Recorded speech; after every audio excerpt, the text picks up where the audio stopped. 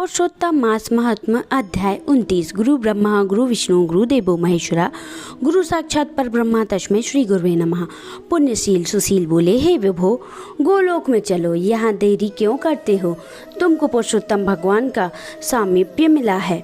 कदर्य बोला, मेरे कर्म अनेक कर्म प्रकार के भोगने योग्य हैं, परंतु हमारा उद्धार कैसे हुआ? किसने गोलोक को प्राप्त हुआ? जितनी वर्षों की धाराएं हैं, जितने तृण हैं, पृथ्वी पर धूलि के कर हैं, आकाश में जितनी ताराएं हैं, उतने मेरे पाप हैं। मैंने यह सुंदर और मनोहर कृष्ण मोहक शरीर कैसे प्राप्त किया? हे हरि भगवान के प्रिय, इतना इसका अति उग्र कारण मुझसे कहिए। श्री नारायण बोले, कदर्य के इस प्रकार की वाणी को श्रवण कर हरि के दूतों ने कहा। हरिदूत बोले, अहो आश्चर्य है, हे देव, आपने इस पद की प्राप्ति का कारण महान साधन कैसे नहीं जाना? हे प्रभु, इसमें उत्तम विष्णु का प्रिय महान पुण्य फल देने वाला पुरुषोत्तम मास नाम के प्रसिद्ध मास को क्यों नहीं जाना? उस पुरुषोत्तम मास में देवताओं ने भी होने वाले पाप तप होने वाला तुमने किया है। हे महाराज, वन में वानर राज से अज्ञान में वह तप हुआ है, मुख रोग के कारण अज्ञान से अनाहार व्रत हुआ है, और तुमने बंदरपने में चंचलतावश वृक्ष के फलों को तोड़कर पृथ्वी पर फेंका। उन फलों से दूसरे मनुष्य तृप्त हुए हैं। अंततः करण में विशेष दुख होने से पानी भी नहीं पिया। इस तरह पुरुषोत्तम मास में अज्ञानतावश तुमने तीव्र तप हो गया। हे अघन, फलों के भोगने से परोपकार भी हो गया। वन में घूमते घूमते शीत वायु धाम को सहन किया और श्रेष्ठ तीर्थ में सुंदर महातीर्थ में 5 दिन गोता लगाया, जिसमें पुरुषोत्तम मास में तुमको स्नान का पुण्य फल प्राप्त हो गया। इस प्रकार तुम्हारे रोगी के अज्ञान से उत्तम तप हो गया, सो यह सब फल सफल हुआ। और तुमने इस समय अनुभव किया, जब बिना समझे पुरुषोत्तम मास के सेवन हो जाने से तुमको यह फल मिला है, तो जो मनुष्य पुरुषोत्तम मास के उत्तम महत्व को जानकर श्रद्धा से विधि पूर्वक कर्म को करे, तो इसका क्या कहना? तुमने अपना जो अर्थ साधन किया, वैसे करने को कौन समर्थ है? पुरुषोत्तम भगवान को और कोई वस्तु प्रीति को देने वाली नहीं है। इस भारत खंड में अति दुर्लभ मनुष्य योनि में जन्म लेकर जो भगवान पुरुषोत्तम की सेवा करते हैं, जिस पुरुषोत्तम मास में एक भी उपवास करने से मनुष्य पाप पुण्य से छूट जाता है, वहाँ तुमने महीनों उपवास किया। इस उग्र तपस्या का फल कहाँ जाएगा? इस मास के समान से वे प्राणी धन्य और कृत्य हैं। वे सदा भगवान की पुण्य कर्म को करने वाले पवित्र हैं और उनका जन्म सफल है। जिनका सबसे उत्तम पुरुषोत्तम मास स्नान दान जब से व्यतीत हुआ है। पुरुषोत्तम मास में दान पितृ कार्य अनेक प्रकार के तप से सब अन्य मास की अपेक्षा कोटि गुण अधिक फल देने वाले हैं। जो पुरुषोत्तम मास के आने पर स्नान दान से रहित रहता है, उस नास्तिक पापी कष्ट धर्मध्वज खल को धिक्कार है। श्री नारायण बोले, पुण्यशील और सुशील से वर्णित अपने अदृष्ट को सुनकर चकित होता हुआ कदर्य प्रसन्नता हो रोमांचक हो गया। तीर्थ में देवताओं को नमस्कार कर लज्जार पर्वत को नमस्कार किया और वन में देवताओं को तथा गुलम लता वृक्ष को नमस्कार किया। वाद में विनय से युक्त हो विमान में प्रदक्षिणा कर मेघ के समान श्याम वर्ण सुंदर पीताम्बर को धारण कर वह कदर्य विमान पर सवार हो गया। संपूर्ण देवताओं को देखते हुए गंधर्व आदि से शतु और किन्नर आदि को बार बार बाजा बजाए जाने पर इंद्र आदि देवताओं ने प्रसन्न होकर मंद पुष्ट वृद्धि को करते हुए इसका आदर पूर्वक पूजन किया। फिर आनंद से युक्त योगियों को दुर्लभ गोप गोपिकाओं से सेवित रास मंडल से शोभित गोलोक को गया। जरा मृत्यु रहित जिस गोलोक में जाकर प्राणी शोक का भी भागी नहीं होता, उस गोलोक में यह चित्र शर्मा पुरुषोत्तम मास के सेवन से गया। ब्याज से पुरुषोत्तम मास के सेवन से बानर शरीर छोड़कर 2 भुजाधारी मुरलीधर हाथ में लिए पुरुषोत्तम भगवान को देखकर बहुत प्रसन्न हुआ। श्री नारायण बोले, इस आश्चर्य को देखकर समस्त देवता चकित हो गए और श्री पुरुषोत्तम की प्रशंसा करते अपने अपने स्थान को गए। नारद मुनि बोले, हे तपोधन, आपकी दिन में प्रथम भाग्य का कृत्य कहा। पुरुषोत्तम मास के दिन में पिछले भाग में होने वाले कृत्य को कैसे करना चाहिए? हे बोलने वालों में श्रेष्ठ, गृहस्थ के उपकार के लिए मुझसे कहिए, क्योंकि आपके समान महात्मा सदा सबके उपकार के लिए विचरण किया करते रहते हैं। नारद मुनि बोले, हे तपोधन, आपके दिन में प्रथम भाग का कृत्य कहा, पुरुषोत्तम मास के दिन में पिछले भाग में होने वाले कृत्य को कैसे करना चाहिए? हे बोलने वाले श्रेष्ठ, गृहस्थ के उपकार के लिए मुझसे कहिए, क्योंकि आपके समान महात्मा सदा सबके उपकार के लिए विचरण करते रहते हैं। श्री नारायण बोले, प्रातः काल के कृत्य को विधि पूर्वक समाप्त कर बाद में मध्याह्न में होने वाले संध्या को करके तर्पण को करें। देव, मनुष्य, पशु, पक्षी, सिद्ध, यक्ष, सर्प, दैत्य, प्रेत, पिशाच, नाग, ये सब जो अन्न की इच्छा करते हैं वे सब मेरे से दिए गए अन्न को ग्रहण करें। फिर पंच महागव्य को करें, बाद में भूत बलि करें और काक, कुत्ते को श्लोक पढ़ता हुआ बलि देवें। इस प्रकार समस्त कहकर भूतों को पृथक पृथक बलि देवें। फिर विधि पूर्वक आचमन कर प्रसन्न होकर श्रद्धा से अतिथि प्राप्ति के लिए गो दुहने के समय तक द्वार पर अवलोकन करें। यदि भाग्य से अतिथि मिल जाए तो बुद्धिमान प्रथम प्राणी से सत्कार करके उस अतिथि का देवता के समान पूजन करके और यथाशक्ति अन्न जल से संतुष्ट करें। फिर विधि पूर्वक सब व्यंजन से युक्त सिद्ध अन्न से निकालकर भिक्षु और ब्रह्मचारी को भिक्षा देवें। सन्यासी और ब्रह्मचारी ये दोनों सिद्ध अन्न के मालिक हैं। इनको अन्न न देकर भोजन कराने वाला चंद्रायण व्रत करें। प्रथम सन्यासी के हाथ पर जल देकर भिक्षा देने वाला तो वह भिक्षा मेरु पर्वत के समान और समुद्र जल के समान कहा गया है। सन्यासी को जो मनुष्य सत्कार करके भिक्षा देता है उसको गोदान के समान पुण्य होता है। इस बात को यमराज भगवान ने कहा है। फिर मौन होकर पूर्व मुख बैठकर शुद्ध और बड़े पात्र में अन्न को रखकर प्रशंसा करते हुए भोजन करें।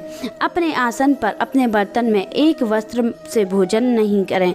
स्वयं आसन पर बैठकर स्वचित्त प्रसन्न मन होकर जो मनुष्य अकेले ही अपने कांसे के पात्र में भोजन करता है तो उसके आयु, प्रज्ञा, यश और बल ये चार बढ़ते हैं। दिन में स्वतः शयन परिसृजामि, रात्रि में त्वयं वा तस्यन परिसृजामिनि। इस मंत्र से हाथों में जल लेकर निश्चय कर घृत व्यंजन युक्त अन्न का भोजन करें।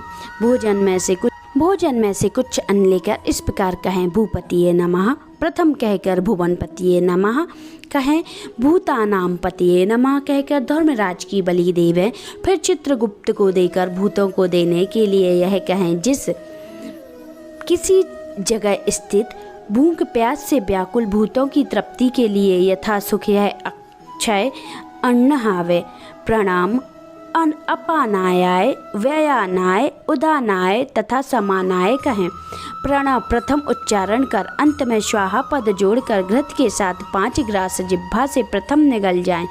दांतों से ना दबावें। फिर तन्मय होकर प्रथम मधुर भोजन करें। नमक के पदार्थ और खट्टा पदार्थ मध्य में, कटुआ तीखा भोजन के अंत में खाएं। पुरुष प्रथम दब्र पदार्थ भोजन करे, मध्य में कठिन पदार्थ भोजन करे, अंत में पुनः पतला पदार्थ भोजन करे तो बल और आरोग्य से रहित होता है। मुनि को 8 ग्रास भोजन के लिए कहा है। वानप्रस्थ आश्रमी को 16 ग्रास भोजन के लिए कहा है। गृहस्थ आश्रमी को 32 ग्रास भोजन कहा है और ब्रह्मचारी को अपरिमित ग्रास भोजन के लिए कहा है। द्विज को शास्त्र के विरुद्ध भक्ष भोजन आदि पदार्थों को नहीं खाना चाहिए। शुक और बासी भोजन को विद्वानों ने खाने के अयोग्य बतलाया है। घृत दूध को छोड़कर अन्य वस्तु अशेष भोजन करें।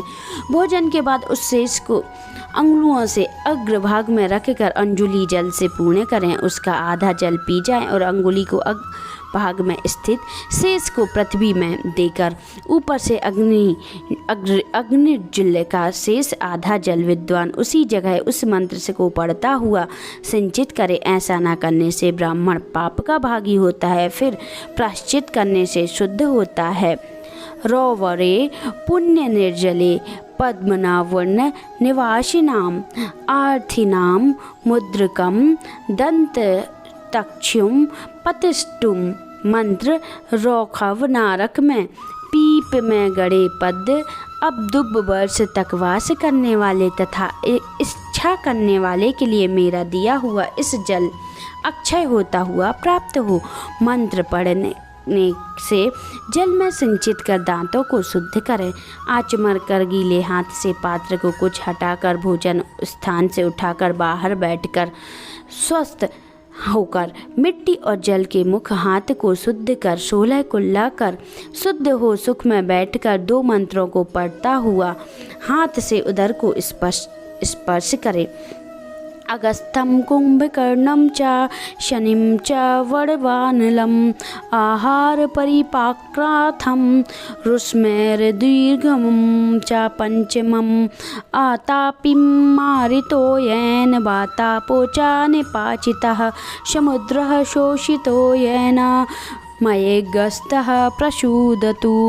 अगस्त, कुंभकर्ण, शनि, वड़माल और पंचम भीम को आहार के परिपाक्य के लिए स्मरण करें।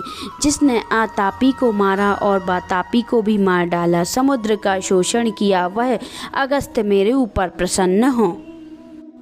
इसके बाद प्रसन्न मन से श्री कृष्ण देव का स्मरण करें। फिर आचमन कर तांबूल भक्षण करें। भोजन करके बैठकर पर ब्रह्मा श्री कृष्ण का उत्तम मार्ग के अवरोधी उत्तम शास्त्रों से विनोद से विचार करें। बुद्धिमान आत्मविद्या का श्रवण करें। सर्वथा आजीविका से ही मनुष्य में हुए एक मुहूर्त स्वस्थ मन होकर श्रवण करें। जो श्रवण कर धर्म को जानता है, श्रवण कर पाप का त्याग करता है, श्रवण कर मोह की निवृत्ति होती है, श्रवण कर ज्ञान रूपी अमृत को प्राप्त करता है। नीचे भी श्रवण करने से श्रेष्ठ हो जाता है और श्रेष्ठ भी श्रवण से रहित होने से नीचे हो जाता है। वह बाहर जाकर यथा सुख व्यवहार आदि करें और सर्वथा सिद्धि को देने वाले श्री कृष्ण भगवान का मन में ध्यान करें। सूर्य नारायण के अस्तांचल जाने के समय तीर्थ में जाकर अथवा गृह में ही पैर धोकर पवित्र वस्त्र धारण कर संध्या की उपासना करें। 2. जो दुजों में अधम प्रमाद में संध्या साय नहीं करता, वह गोवध पाप का भी भागी होता है और मरने पर रौरव नरक को जाता है। कभी समय से ना करने पर संकट में मार्ग में हो तो द्विजो श्रेष्ठ आधी रात के पहले संध्या को करें। जो ब्राह्मण श्रद्धा के साथ प्रातः मध्याह्न और संध्यान की उपासना करता है, उसका तेज घृत छोड़ने से अग्नि के समान अत्यंत बढ़ता है। संध्या काल में सूर्य नारायण से आधा अस्त होने पर प्राणायाम कर अपोहिष्टा इस मंत्र से मार्जन करें। यह सायंकाल अग्निश्च इस मंत्र से आचमन करें और प्रातःकाल सूर्यश्चमा इस मंत्र से आचमन करें। पश्चिम मुख में बैठकर मौन अथवा समाहित मन होकर प्रणव और व्याधि सहित गायत्री मंत्र का रुद्राक्ष की माला लेकर तारा के उदय होने तक जप करें। वरुण संबंधी ऋचाओं से सूर्य नारायण का उपासना करें। द्रप धिचा करता हुआ दिशाओं को तथा पृथक पृथक दिशाओं के स्वामी को नमस्कार करें। साय संध्या की उपासना कर अग्नि में आहुति देकर व्रत वर्गों के साथ अल्प भोजन करें। बाद कुछ समय तक बैठ जाएं।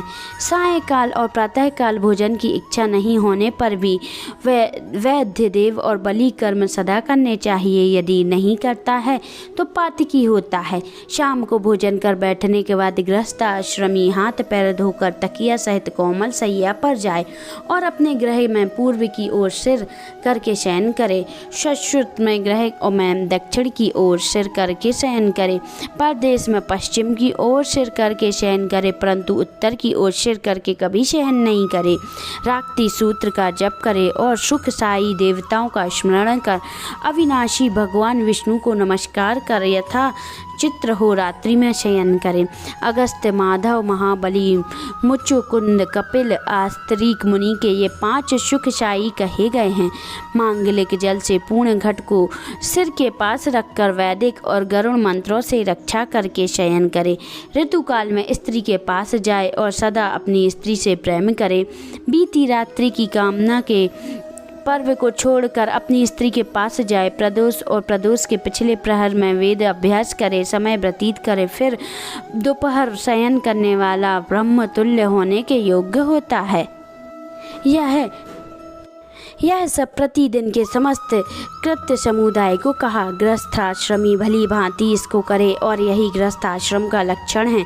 अहिंसा, सत्य वचन, समस्त प्राणी पर दया, शांति, यथाशक्ति दान करना गृहस्थाश्रम का धर्म कहा है। पर स्त्री से भोग नहीं करना, अपनी स्त्री की रक्षा करना, बिना दी हुई वस्तु को नहीं लेना, शहद मांस को नहीं खाना 5 प्रकार का धर्म बहुत शाखा वाला, सुख देने वाला है।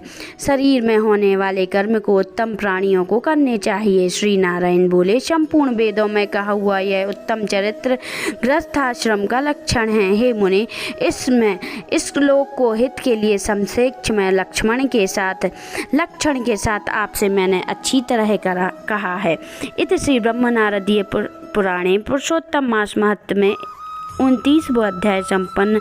जय जय श्री राधे श्याम। अगर आपने अभी तक हमारे चैनल को सब्सक्राइब नहीं किया है तो जल्दी से आप सब्सक्राइब कर लें, जिससे आने वाले वीडियो आपको जल्दी मिलते जाएं, और नोटिफिकेशन बेल आइकन को प्रेस करें, जिससे आपको हमारे वीडियो का नोटिफिकेशन मिलता रहे।